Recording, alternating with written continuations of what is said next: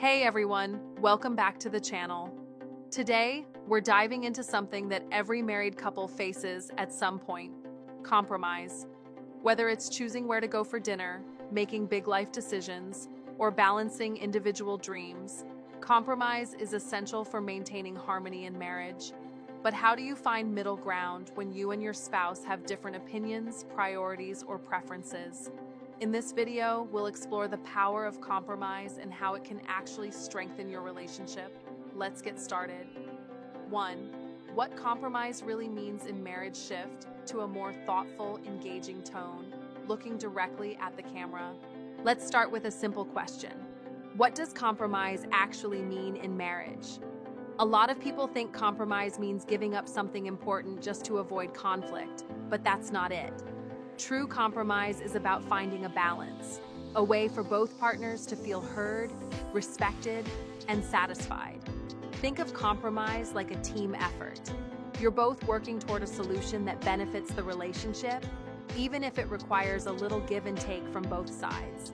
It's about meeting each other halfway, where both partners might adjust their expectations or behaviors in order to create a shared solution that makes both feel valued. For example, let's say one partner loves to travel while the other prefers staying home. Instead of one person always giving in, they could compromise by planning trips that allow both of them to enjoy their passions, like weekend getaways or a vacation that combines relaxation and exploration. 2. Compromise versus sacrifice. The key difference. Switch to a slightly more serious tone, emphasizing the difference between compromise and sacrifice.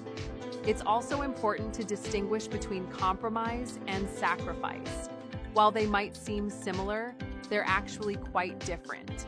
Sacrifice often involves giving up something you care about for the sake of the other person. This might sound noble, but over time, constant sacrifice can lead to resentment and burnout because one person is always giving in without any reciprocal effort.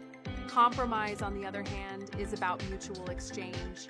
Both partners give a little, and both partners receive a little. It's a balancing act where no one is left feeling like they're losing out entirely. You're both investing in the health and happiness of the relationship, and that's what keeps it strong in the long run. For example, maybe one partner wants to spend money on a new gadget, but the other prefers to save.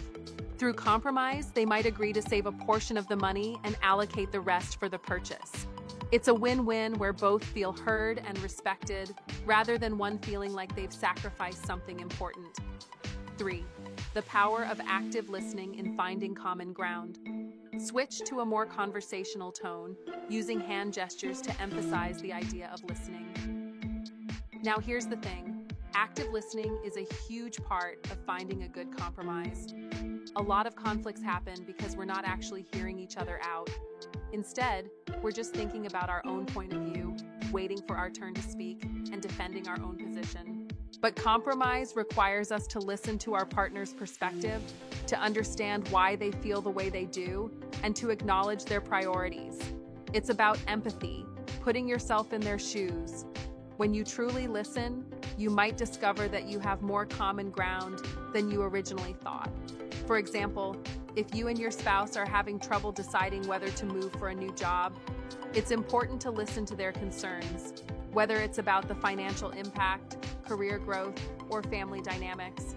When both partners are willing to listen, the conversation shifts from a debate to a collaborative discussion, making it easier to find a solution that works for everyone. 4. Small compromises. Create big harmony. Switch to a lighter, more relatable tone, maybe with a playful example of a small daily compromise. Here's a little secret. Small compromises often create the most lasting harmony in a marriage.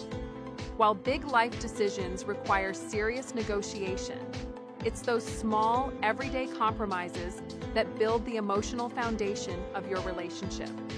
For instance, maybe one partner likes to watch TV in the living room, while the other prefers a quiet space. A small compromise could be watching a show together, but using headphones or agreeing on certain times to enjoy personal hobbies. Or maybe one partner prefers going to bed early, while the other is a night owl, compromising on a bedtime routine small compromises might seem insignificant, but over time, they add up to create a more balanced and peaceful relationship. When both partners are willing to make adjustments and meet halfway, they build trust, respect, and shared joy. 5. How to find middle ground without resentment. Switch to a more reflective tone, leaning in slightly to add depth to the discussion.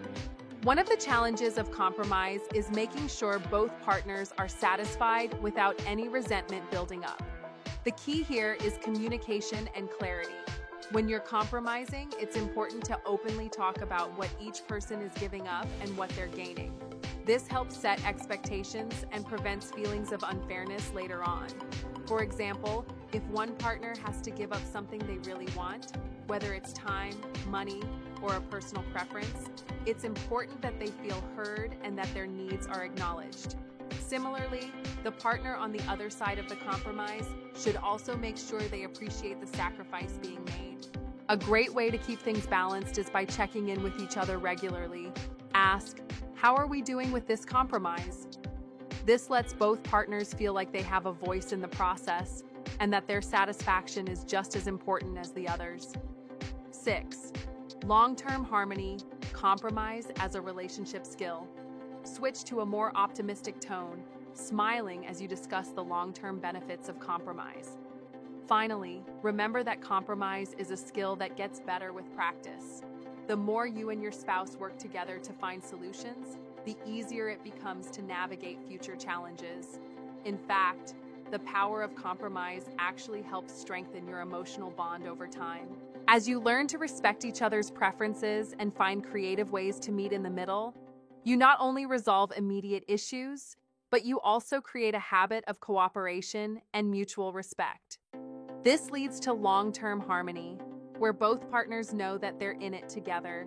There's no me versus you, just us. So next time you find yourself at a crossroads, instead of feeling frustrated, try to think, how can we make this work for both of us? The answer might just be a little compromise, and it could bring you even closer together.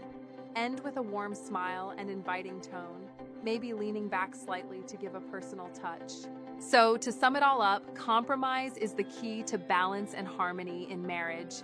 It's about giving a little, receiving a little, and making sure both partners feel respected and valued.